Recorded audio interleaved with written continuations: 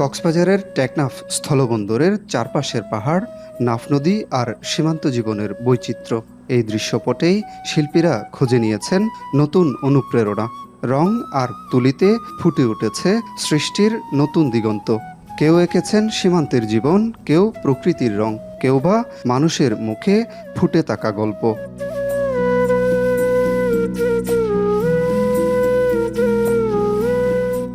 ভূমি আর্ট গ্যালারির এই আয়োজনে ক্যানভাসে ফুটে ওঠা প্রতিটি ছবিতে যেন প্রকৃতির প্রতি শিল্পীর গভীর দরদ, অনুভূতি আর মিশে যাওয়ার গল্প। তরুণরা সমৃদ্ধ হচ্ছেন বয়োজ্যেষ্ঠ শিল্পীদের সান্নিধ্যে, আর প্রকৃতির কাছাকাছি এসে দলবদ্ধ পরিবেশে ছবি আঁকার আনন্দে মেতে উঠেছেন সবাই। শিল্পীরা বলছেন, টেকনাফের পাহাড়, নদী আর সীমান্ত জীবনের বৈচিত্র্য তাদের শিল্পচর্চায় দিয়েছে নতুন ভাবনা, নতুন দৃষ্টি। সবচেয়ে বেশি ভালো লাগে যখন যে বিষয়টি আঁকি সেই বিষয়ের সাথে সম্পৃক্ত স্থানে গিয়ে এবং সেই বিষয়গুলোকে উপলব্ধি করে, অর্থাৎ ওইখানে গিয়ে আলো, বাতাস, পানি, মাটি স্পর্শ করে যখন আঁকি, তখন যেমন ছবিটাতে পুরোপুরি জীবন আসে। আমরা শিল্পীরা সাধারণত প্রকৃতি প্রেমিক বা প্রকৃতি থেকে আমরা প্রকৃতি পাঠ করে নেচার থেকে আমরা অনেক কিছু শিখি, যেমন কালার বলেন, কম্পোজিশন বলেন। প্রকৃতি আমরা এমন একটা জায়গায় এখন আছি, এক এক সময় এক একটা রূপ ধারণ করি। প্রকৃতির কাছে আমরা আসি, তখন আসলে আমরা ওই প্রকৃতির রূপ, রস ওইটাই ধরার চেষ্টা করি। তো আমরা এখানে নানানভাবে কাজ করতেছি, একটু রিয়েলিস্টিক কাজ, আবার পাশাপাশি একটু নিরীক্ষামূলক এক্সপেরিমেন্টাল ধর্মী কাজ। দুই ধরনের কাজই এখানে হচ্ছে।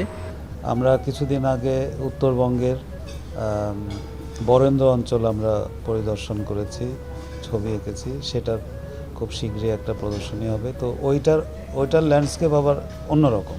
এই কয়দিন আমরা যা আঁকলাম, আসলে এখানে কোনো বিষয় ধরে দেওয়া ছিল না। এখানে আসার পরে আমার যে অনুভূতি যেভাবে প্রবাহিত হচ্ছে বিভিন্নভাবে, সেইগুলো নানান কম্পোজিশনে নানানভাবে উপস্থাপিত হয়েছে।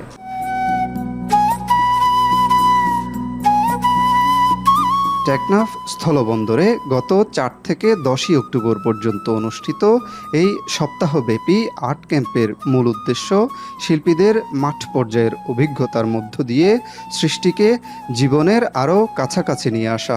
প্রতিদিন সকাল থেকে বিকেল পর্যন্ত চলে আঁকাআঁকি, আশপাশের প্রাকৃতিক সৌন্দর্য উপভোগ, আর সন্ধ্যায় অনুষ্ঠিত হয় মুক্ত আলোচনা ও অভিজ্ঞতা বিনিময়।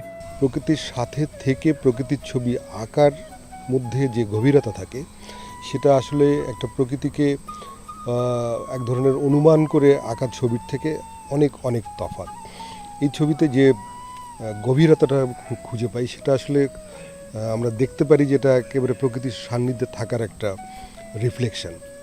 তো এই যে প্রকৃতির কাছে সবাইকে নিয়ে আসা, তারপরে সেখানে তরুণ শিল্পীরা যখন একজন বয়োজ্যেষ্ঠ শিল্পীর আঁকা ছবির দেখে, তার সেই আঁকা ছবি দেখে ছবি আঁকার কৌশল রপ্ত করতে পারে। পাশাপাশি যখন একজন তরুণ শিল্পী ছবি আঁকছে, তখন যখন একজন বয়োজ্যেষ্ঠ শিল্পী এসে তাকে কিছু ডিরেকশন দেয় যে এই জায়গাটা এরকম না করে এরকমটা করো, দেখো আর একটু ভালো হবে।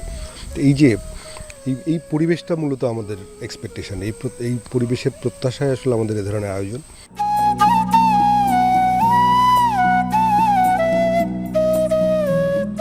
টেকনাফের প্রকৃতি আর সীমান্ত জীবনের অনুপ্রেরণায় আঁকা এসব সৃষ্টিকর্ম শিগগিরই দেখা যাবে ঢাকায় ভূমি আর্ট গ্যালারির প্রদর্শনীতে।